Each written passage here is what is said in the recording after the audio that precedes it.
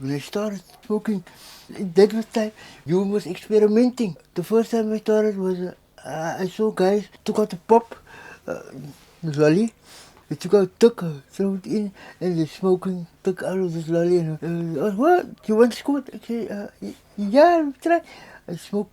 Well, I didn't feel anything, but I couldn't sit still, and I'm busy here, busy there. I took out a book and I started drawing. Afterwards, I can't sit still anymore.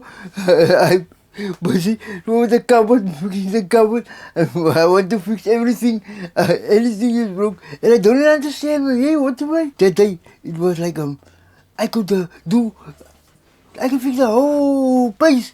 Everything is broken. My plugs, it was broken for say more than a year, and I never worried about. But today I've got the time. I fixed that, and so I said, "Hey, this was a quiet thing, man. Yo, it makes you." When I realized it was a midnight, and I'm still up and about, and I said, "Yo, like this is a quiet track." I just took, ooh.